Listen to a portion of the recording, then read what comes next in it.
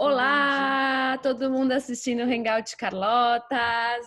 O meu nome é Carla e para quem não sabe, Carlotas é um negócio com propósito social que busca trazer o diálogo sobre a empatia, o respeito e a potência da diversidade através de oficinas em escolas, empresas e muito mais. Quer saber mais? Vai lá no carlotas.org.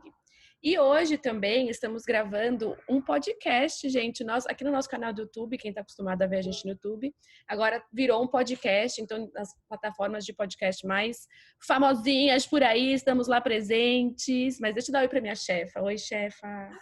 Oi, Cá, tudo bom? Tudo. Bom, estamos com uma convidada mega especial, que nos honra muito hoje aqui. A gente está tentando conversar com ela e a gente já teve a sorte de poder compartilhar alguns trabalhos com ela e aprender muito. Então, a gente traz a Patrícia Santos, ela é executiva de recursos humanos, ela é fundadora da Empregue Afro e ela é uma das especialistas do programa da Fátima Bernardes. Então, uma das coisas mais importantes que ela faz é o Hangout com Carlotas e especialista na Fátima Bernardes. Tati, super Ai, bem-vinda. obrigada, meninas. Para começar, eu Obrigada. queria um pouco que você contasse da tua trajetória, né? E como é que você fundou a Empregue Afro e por que você fundou a Empregue Afro? Eu comecei como estagiária na área de RH há 20 anos atrás. E esse ano, quando eu fiz 40 anos, eu entrei em crise porque eu descobri que a metade da minha vida é a minha vivência de RH. Eu tenho 40 anos de idade e estou há 20 anos na RH. Eu falei, meu Deus.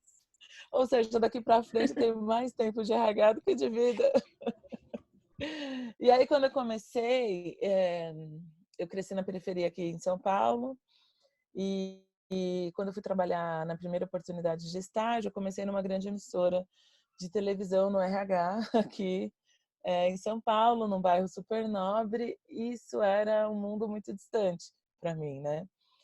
E a minha primeira chefe, ela teve uma postura de inclusão, vamos chamar assim, né? Na época eu não sabia que era esse nome, mas de falar para mim, você quer aprender RH? Eu falei, quero, então eu vou te ensinar todas as técnicas. E ela foi uma mentora muito importante, porque ela falava de vestimenta, ela falava de comportamento, de linguagem, ela me levava em almoços, em restaurantes que eu nunca tinha ido na vida, que eu nunca tinha entrado, que eu nem sabia que existia. Eu fui conhecer comida italiana, comida japonesa aos 20 anos. E foi muito significativo para mim. Eu era muito feliz fazendo estágio ali. E quando eu comecei a fazer seleção sozinha, eu queria trazer outras pessoas que se parecessem comigo, para que elas também tivessem a oportunidade de usufruir daquilo que eu também estava usufruindo naquele momento. Só que as pessoas negras não vinham. E isso me deu uma inquietude muito grande. Eu comecei a estudar sobre as diferenças entre brancos e negros no mercado de trabalho de forma muito autônoma no começo, porque a gente não tinha literatura no Brasil, a gente tinha estudos só americanos. E eu queria a resposta para a minha pergunta: por que as pessoas negras não vêm para os processos seletivos? Eu tinha 30 vagas por mês onde eu trabalhava, fazia dinâmica de manhã e de tarde, vinha 30, 40 pessoas na dinâmica e não vinha negros. E eu ficava, gente, mas que coisa esquisita, né? Porque lá na comunidade tem uma negrada.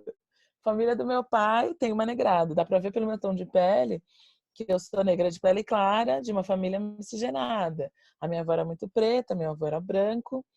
E eu tenho tios de pele escura, de olho verde, tios de pele mais clara, olho castanho, aquela mistura brasileira, né? Mas a gente sempre cresceu com uma consciência, somos negros. Nossos traços puxaram mais a parte da avó, mais África, do que a parte do vô, Europa, Portugal. E eu tinha essa consciência e esse meu olhar para as pessoas que vinha dessa minha história, né? Da minha convivência com a minha avó.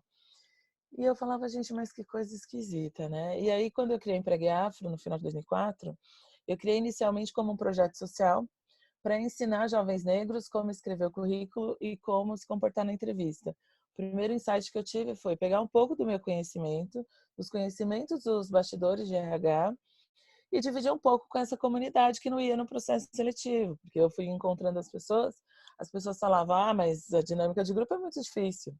fazer currículo é muito difícil. E aí eu falei, então tá, vou criar um projeto de empregabilidade para negros. Na época, até, o nome da palavra era afrodescendente. A ONU tinha estabelecido que a gente tinha que falar afrodescendente. Então, eu pensei em empregabilidade para afrodescendentes. Só que emprega afro ia cair no hiato esquisito. Então, eu coloquei empregue afro, porque a ideia era que se as empresas a ideia era que as empresas chamassem as pessoas que passavam pelas palestras que eu fazia para dar oportunidade, como eu tive.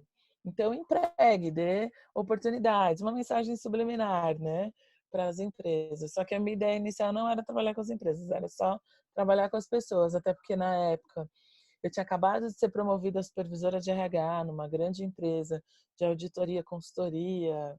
Eu estava crescendo muito na minha carreira, né? Então, eu até fiz alguns projetos pontuais para algumas empresas, mas aí eu fiquei só como projeto social por 7 anos, tocando Empregue Afro em paralelo com a minha carreira.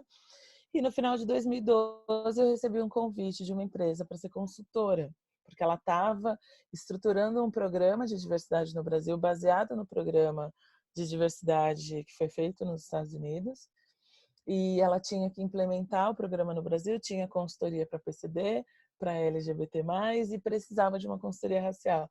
E essa diretora de RH, ela me convenceu. Ela falou, poxa, você tem expertise em RH, você tem conhecimento na questão étnico-racial, monta a sua consultoria, faz da Empregue Afro uma consultoria. Empregue Afro não pode ser só um projeto social, né? E eu falei, puxa, tá aí uma coisa que eu não tinha pensado. E aí, transformei Empregue Afro numa consultoria. Eu não sabia que eu estava criando a primeira consultoria de RH do país, com foco na questão racial. E aí quando eu falei, então já que tem que ser consultoria, então vamos fazer de um jeito bem RH.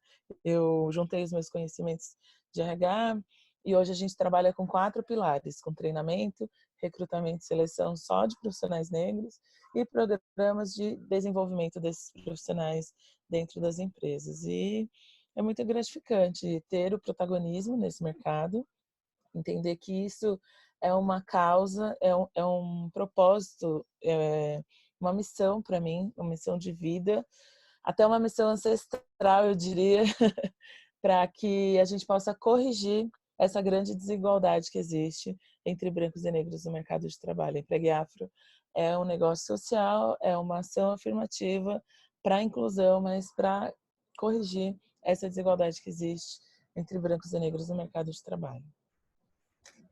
Caramba, hein? Caramba, agora deu para entender por que a gente tá tão... Basicamente é isso. Entendeu? É pouco. E assim, eu não sabia que tinha tanto tempo essa... Você falou que tem final de 2012 que oficializou, digamos, Patrícia? Ai, calma, temos um participante especial aqui agora. Ai, a Anícia apareceu aqui, já passou. Se a gente der bola, ela não sai daqui mais. Tá Ela bom. falou, Tá bom. mamãe, eu vim só pra te dar um beijinho. Ai, gente, vê se eu posso. Tá vendo? Eu precisava de estagiário. Além de tudo isso, ela é mãe, né? De 4 Exatamente. Ela vai conta de ser uma empreendedora de sucesso, mais da família, né? Então, 4 pessoinhas, gente. Olha. Amo. Essa parte a gente tem que fazer uma gravação só para falar disso. Maternidade, empreendedorismo, consultoria, essa vida, administrar tudo isso. Mas cara, tem 15 anos de mercado, né?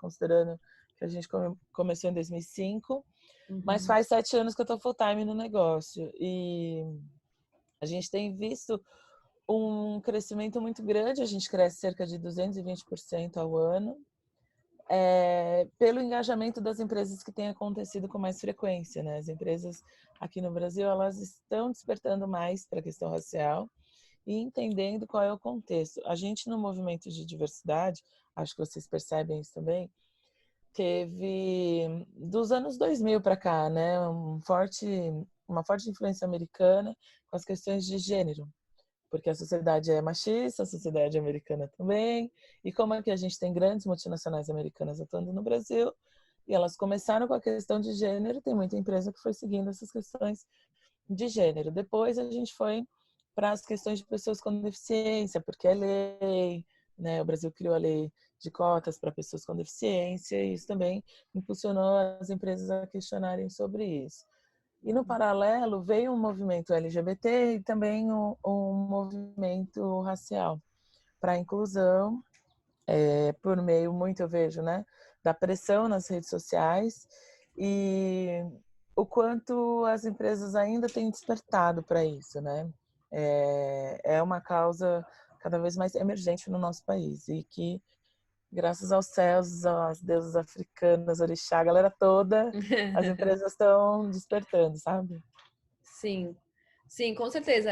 A gente vê assim, né, também o despertar e a vontade de fazer alguma coisa, às vezes sem saber muito bem como, e aí a gente tem a Empregue Afro, tem Carlotas e outras empresas que se disponibilizam, né, a auxiliar, ajudar. Calma, eu tô sentindo que a Fabi tem uma pergunta. Fabi, você tem uma pergunta, né? Tenho, tô Tô Tá. louca para te sentindo. Só porque eu interromper. comecei. Não, vai embora, vai embora. Não, você não vai fazer uma pergunta muito Eu específica passo a agora? vez na frente para Passa a você. bola, tá bom. Não, eu queria que você contasse, Paty, falasse um pouquinho sobre esses números, sobre representatividade, ou seja, o quão importante é realmente essa inclusão dos negros no mercado de trabalho. Como é que está esse panorama no Brasil hoje com as empresas? Sim, essa é a etapa mais importante que eu vejo que as empresas passam a entender a necessidade pensando nos números. A gente, quando começou, não tinha dado nenhum, não tinha pesquisa, não tinha ninguém no Brasil. Tinha um livro da Cida Bento e eu saúdo muito a doutora Cida Bento, que ela foi a primeira mulher negra a fazer um estudo sobre isso, mas não tinha estatística. Aí o Instituto Edson lançou uma pesquisa em 2005 e 10 anos depois ela lançou outra pesquisa sobre gênero e raça no mercado de trabalho em 2015. E são os dados mais recentes que a gente tem, né? Tem outros dados que saíram da Exame, da Você SA, mas o do Ethos é o que a gente mais confia, é o que a gente mais analisa, né? E aí, a primeira reflexão que a gente tem que fazer: a população negra no Brasil representa 55% da população, de acordo com o IBGE.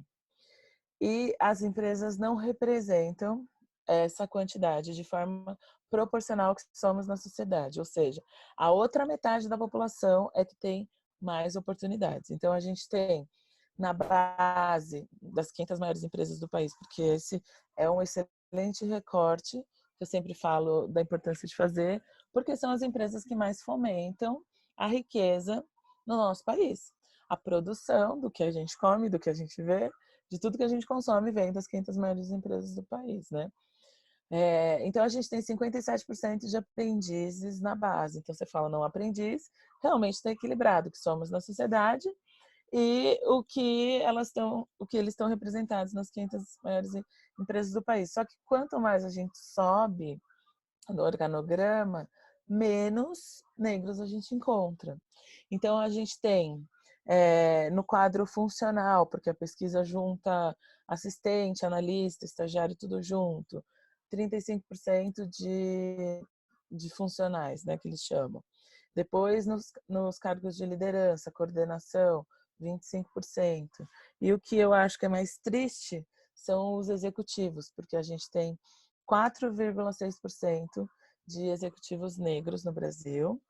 E desses 4,6, 0,4 são executivas negras. Tem mulheres negras que conseguiram chegar a cargos de diretor e de CEO. A gente tem uma, e aí, Fabio, mais surreal, assim, em números absolutos. Uma executiva negra a cada 119 mulheres. O mercado é extremamente machista para nós mulheres, de forma geral. A gente só tem 32% de executivas no Brasil. Só que 0,4 são negras, entendeu?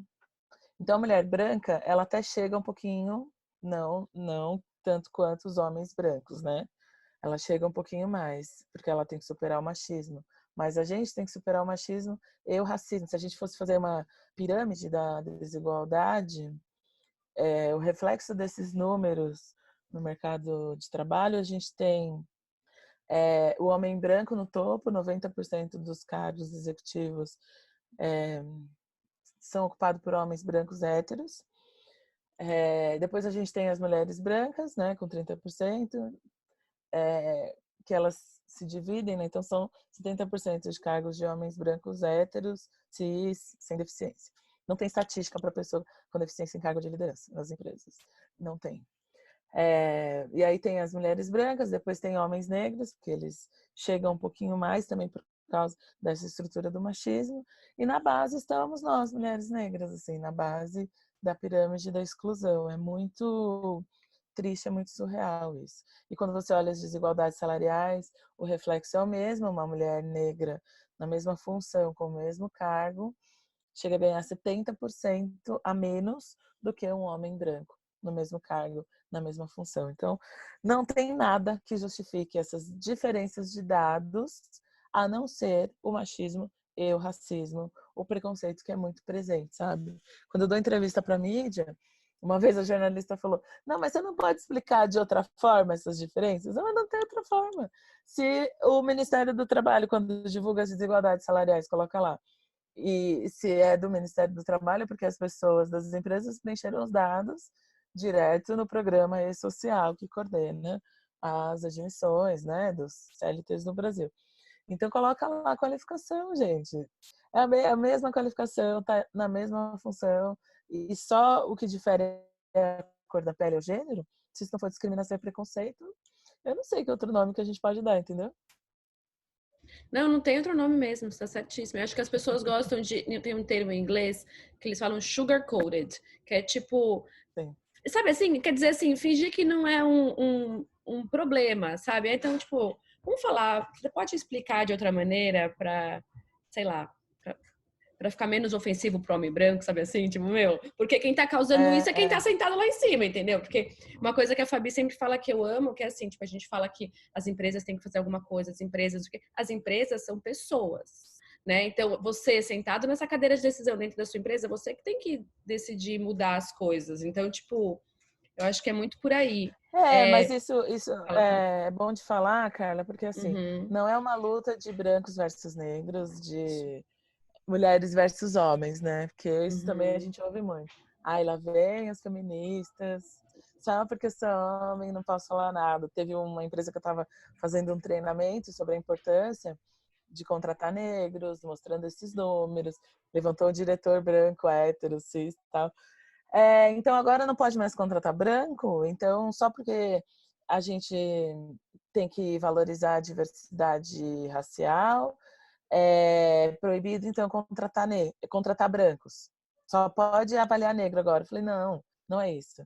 A questão é que historicamente você já faz isso, porque 90% da sua empresa é composta por pessoas brancas. A partir de hoje, com o aval do RH e do CEO, Empregue Afro entra para mostrar para vocês que tem pessoas negras que têm talento, têm competência, têm perfil profissional tão bom quanto os outros 90% de brancos que já estão aqui. Não é uma luta, eu não quero fazer nada contra você, mas você tem que abrir mão do privilégio de querer contratar pessoas que só se parecem com você. E a gente está aqui refletindo nisso. Aí ele disse assim, tá, mas é que eu sou um ser humano muito evoluído, eu não vejo cor, eu não vejo gênero, para mim todos são iguais, é só mostrar competência. Falei, que coisa engraçada, né? Porque tem uma coincidência tão grande nisso tudo que as pessoas porque eu já sabia os dados, né? Que trabalham abaixo de você, a maioria são homens brancos, hétero. E é uma coincidência tão grande. Foi por coincidência mesmo. Eu nunca fiz esse filtro, só contratei quem eu achei que era mais competente. Eu falei, então, essa é uma forma de reforçar o preconceito muito existente, achar que mulheres não são competentes o suficiente para exercer alguns cargos e nós negros também não somos. Aí ele não falou mais nada, eu acho que ele ficou no ódio de mim, e aí eu toquei o treinamento.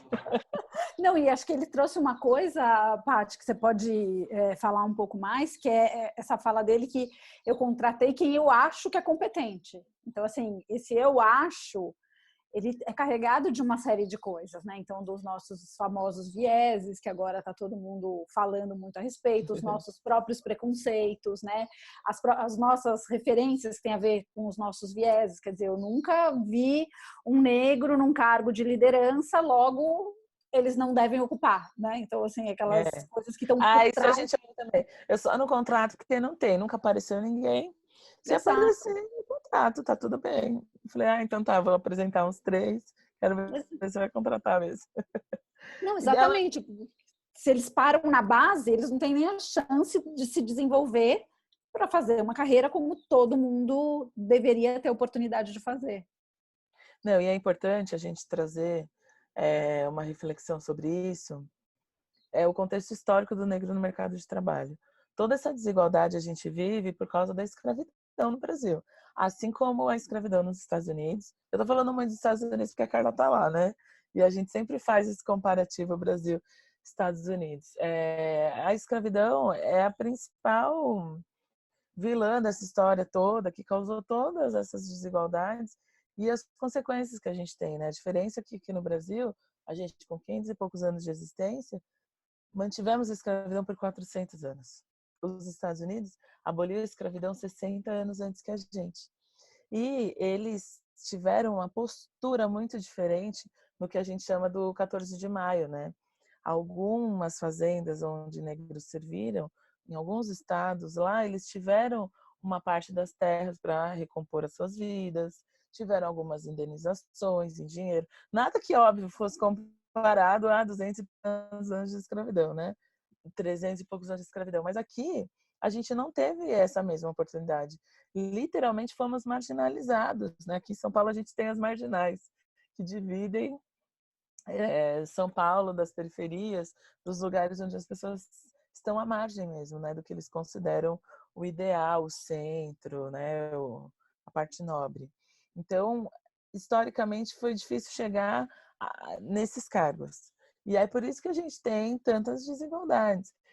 As ações afirmativas, as cotas nas universidades, elas existem para corrigir essas desigualdades, para que as pessoas entendam que estudar vale a pena para conquistar uma oportunidade, né? A gente tem que fazer a nossa parte como profissional. Estudar, correr atrás, fazer inglês, se capacitar cada vez mais. E as empresas também têm que ficar atentas se nos processos de seleção, nos processos de promoção, há essa representatividade proporcional na sociedade. O que a gente mais tem levado as empresas a refletir hoje em dia, 2020, é sobre essa proporcionalidade.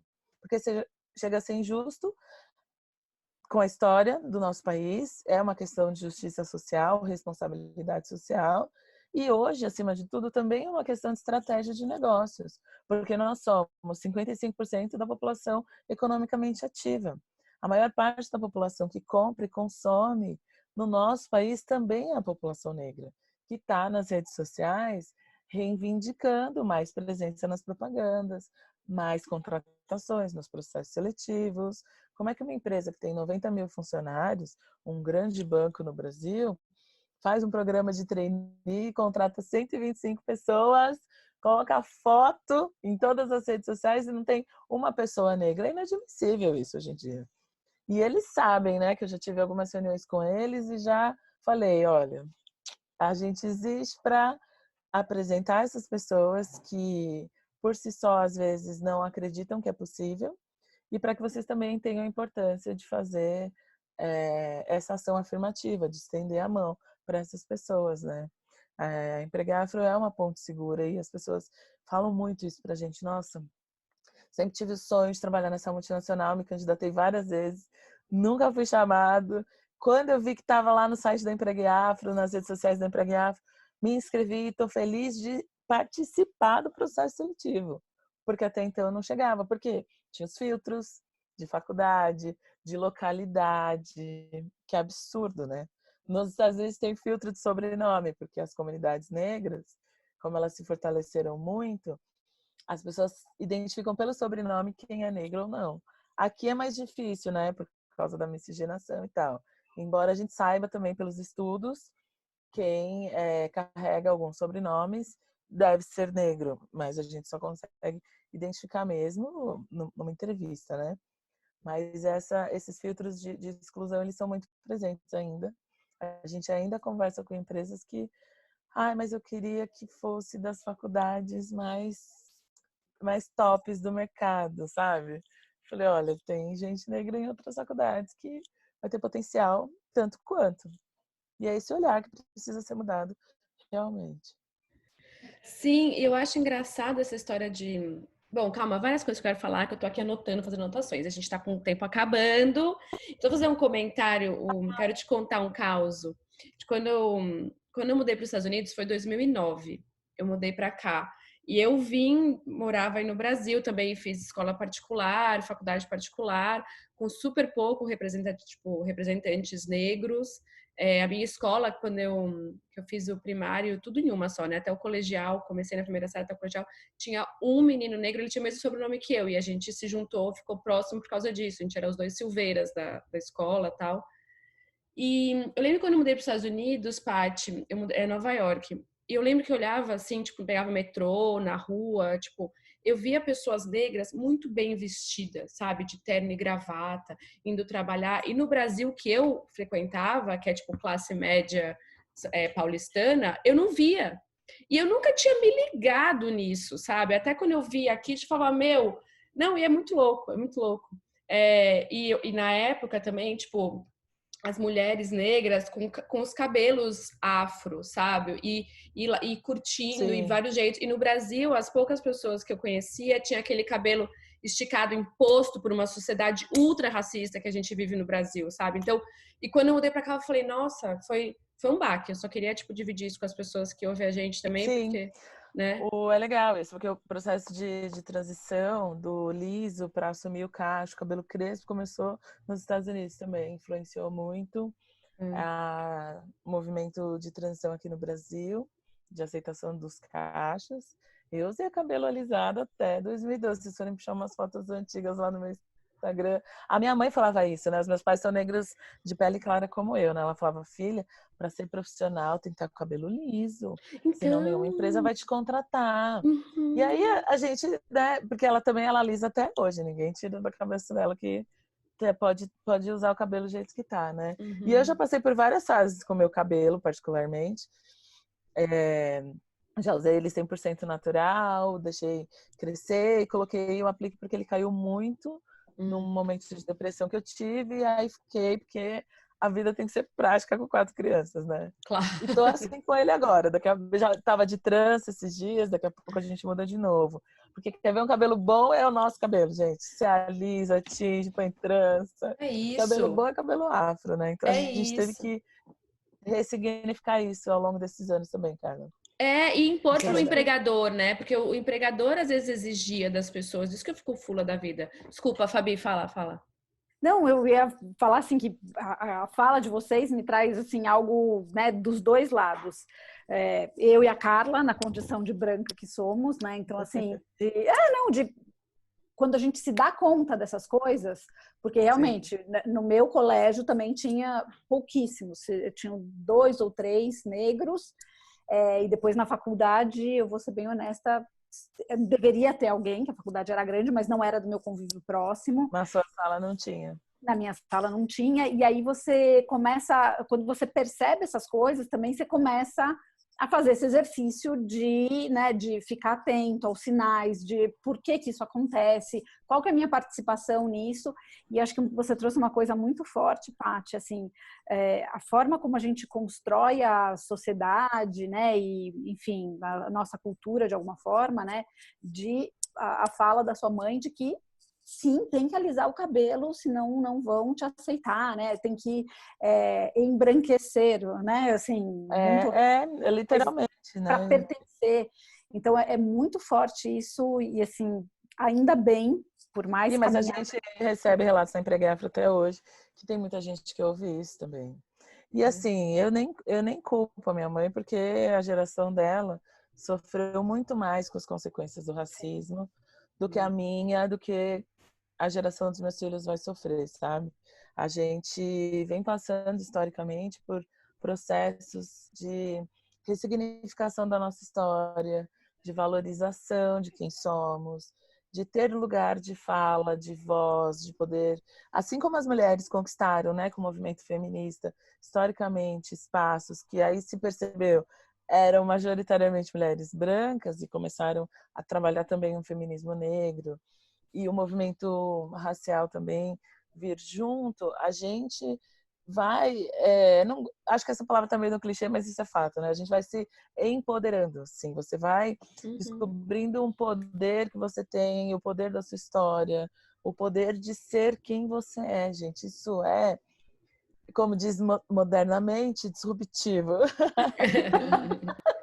É maravilhoso, você quebra barreiras, assim. Eu, quando me conectei com a minha ancestralidade por meio da religião, e cada um de nós tem o seu momento, né, de libertação, vamos chamar assim, né? Que eu vi a força, que eu vi o poder, que eu falei, meu Deus, quantos anos que eu fui enganada, achando que isso é demônio, não sei o quê. E, cara, não, é uma cultura que foi abafada, escondida, por causa de um racismo muito enraizado, que diminui e que afeta também a própria população negra, né? Que reproduz muitas vezes essas coisas. Eu gravei um TED em 2016, eu convido todo mundo a assistir depois. Estou na meta de chegar em 20 mil visualizações do TED. Cheguei em 10, agora a gente dobra a meta, né? Bora, vamos colocar o link aqui embaixo, aqui no podcast, tudo aqui, ó. Procura aí que vai estar na sua cara, quem estiver ouvindo. Gente, foi muito bom para minha carreira aquele TED. Meu pai falava, meu sonho inicial era fazer faculdade de medicina, né? E meu pai falava, filha, medicina não é para negro. Você já viu médico negro, filha? Vai estudar outra coisa. Quem estuda medicina no Brasil é quem estudou escola particular a vida inteira. Quem tem pai médico ou mãe que já pode pagar os estudos porque ele fica o dia inteiro na escola. E eu trabalho desde os 13 anos, né? E você tem que trabalhar para ajudar a gente. Eu tenho mais 2 irmãos. E esse contexto da periferia é esse, né? Graças às cotas, às ações afirmativas, a essa geração que já chegou em alguns espaços hoje. A gente tem mais médicos negros, tem coletivos de médicos negros. A gente está vendo uma médica negra no Big Brother Brasil 20. Thelminha! Né? A gente pode discutir Big Brother depois, mas ela é uma médica negra, né? Desculpa. Então, é essa representatividade que, né, pergunta inicial da Fabi, que é tão importante, que vai ajudar a gente a mudar a nossa história. Nossa, eu não quero parar de falar, mas a gente já deu a nossa meia hora. Infelizmente, talvez a gente tenha que fazer uma parte 2 aqui, porque tá muito bom esse papo. Acho digno. Mas, ó, obrigada, muito obrigada, muito obrigada. Jade, Paty, eu vou deixar todos os links da Paty aqui embaixo do vídeo.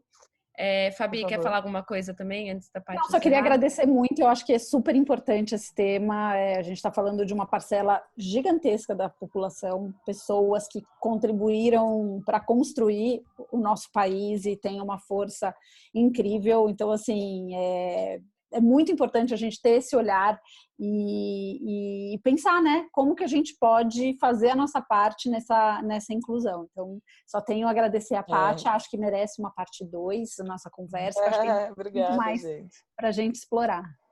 Gente, eu só queria encerrar falando da importância do papel do aliado na construção dessa sociedade justa e igualitária, sabe? É importante que as pessoas brancas se posicionem contra o racismo, que elas se posicionem a favor de uma cultura de inclusão, dizendo não quando ouvir uma piada racista, repreendendo quem diz uma expressão racista, corrigindo, educando junto com a gente, como população negra.